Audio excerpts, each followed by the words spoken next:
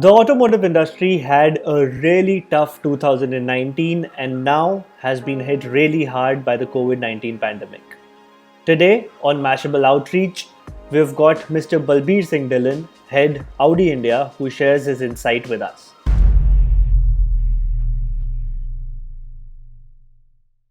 All right, so internet and technology is clearly going to be driving a lot of things during this pandemic since customers cannot really go to the showrooms, the brick and mortar feeling won't be there. And Audi as a brand has always been on the forefront of things when you talk about the AR, VR experiencing thing that you guys had set up before as well. I had experienced that personally as well. So, being at the forefront of things before this pandemic, how has that benefited you? And do you think what is the new customer buying experience with the AR VR setup? As a part of our strategy 2025, we have 4 pillars of strength, and digitalization is one of them. And we at Audi always believe that the future technology today is what our ethos. So, we want to bring the technology which is yet to come even today. So if you remember last year, we already launched this AR and VR at Yes. all our network partners. So you've already experienced.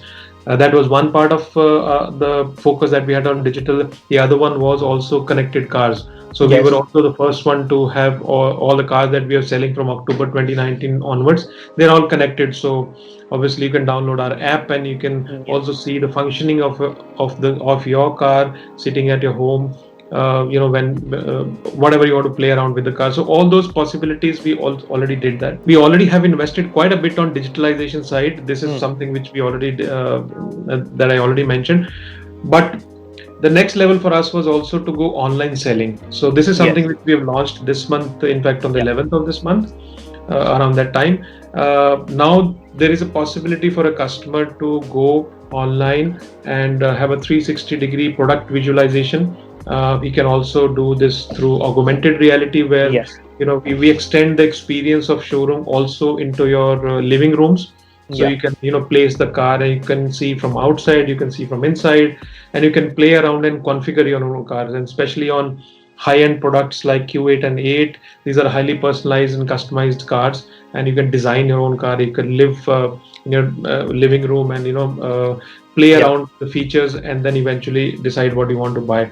So whether it is configuration of the car, or if you want to give an advance payment, or you want to look at EMIs, what kind of EMIs, if you want to take a loan, all this is possible online. In fact, to the next level also, once you've done with your financing, you can also pay the balance amount online. So end-to-end solution for buying the cars is just one part of it, but at the same time, equally important is also after sales. So you can also book your servicing online, and you can schedule a day and time. And if you want us to pick your car up and bring it back to your home, that's also possible, properly sanitized.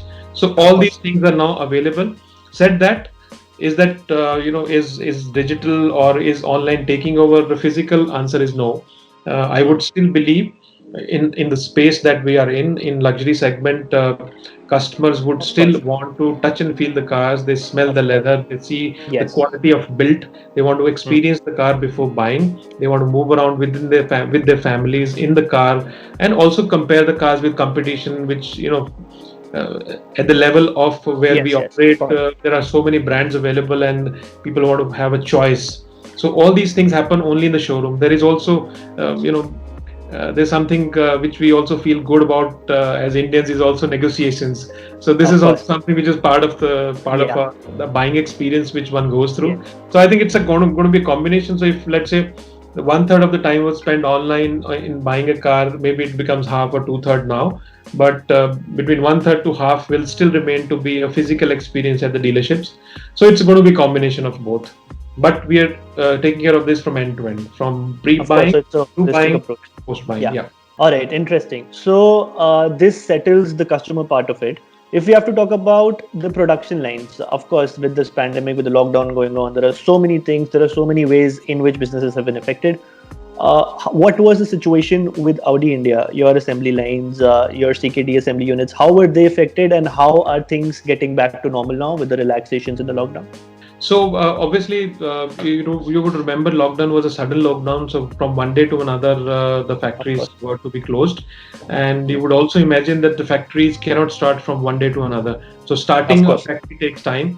So we've Mm. gone through those cycles because the factories have been allowed to operate for some time now, and now Mm. we are at a stage where we can produce cars whatever we need and whatever is Of available on course. the line. So we've gone through that Mm. the pre-production cycle, and now we are ready to produce already in our for us in our plant in Aurangabad, but also Mm. we have another plant for our group companies in Pune. So both the plants are now functional. And of course, part All of our right. plant also come from Germany. Uh, Yeah. just to extend that, the plants in Germany, they were also closed. So the Yes, of fully course. built units that we bring in, they're also open now, and we've already started to get supplies, uh, whatever we need from them. All right. So, how are your dealer partners coping up with this? What is their response? Are they satisfied with the all the things that Audi India as a brand is doing for their dealer partners? This is very, very critical questions. I just mentioned some time back strategy 2025. So one Yeah. of the strategy pillar for us is also network. Yeah. So there are four pillars. I would quickly go through it. Customer Mm. centricity is the very first Mm. and the important one. Products Mm. is the second most important topic. Network is the third one, and digitalization is the fourth. So these are the Mm. four pillars of strength that we're working on strategy 2025.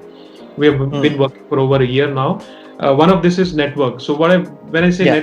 network means on one side, how do we reach out to our customers, pre-sales and post-sales experience? At the same time, this network has to be sustainable and profitable as we move on. It is very Of course. important that the dealers are our arms, and they are Of the course. ones who are addressing the customers at large. We have 80,000 customers. We have 40 locations, 39 locations where we are present. We have almost 2,500 employees at our dealerships. They are the ones who are dealing with our customers on day-to-day basis. So it is very important the whole channel is taken care of. So we are engaged with our partners on a very, very regular basis.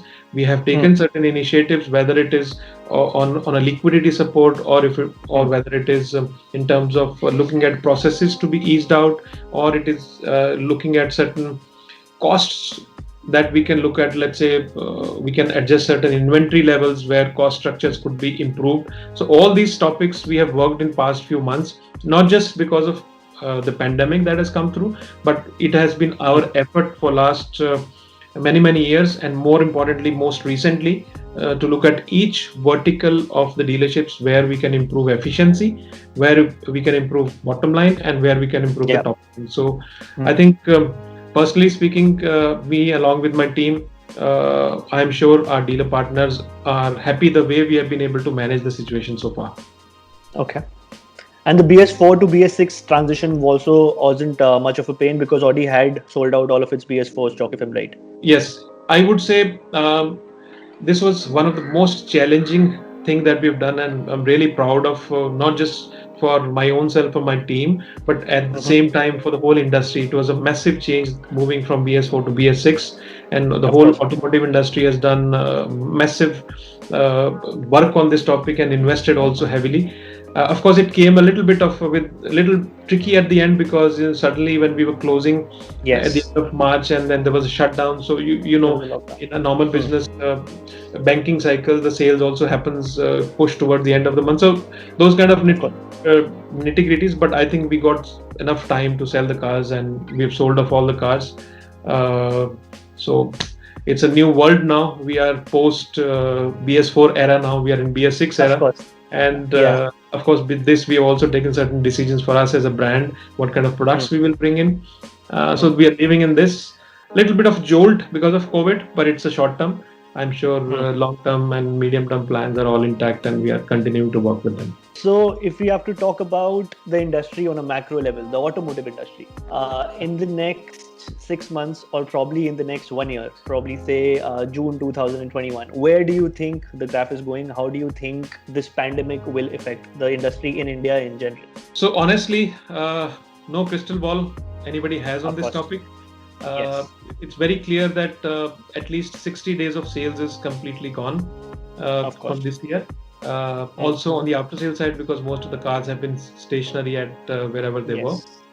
Hmm. Um, Also because of a change from BS4 to BS6, first quarter was also a bit tough. January, where the yes. luxury segment has dropped in the first quarter. And of course, this Hmm. quarter, like in the month of April, there was zero sales. In the month of May, we are slowly but surely coming back on track. Starting June, we will start selling some cars. So I Hmm. see definitely this year is going to be a challenging year in terms of total volume.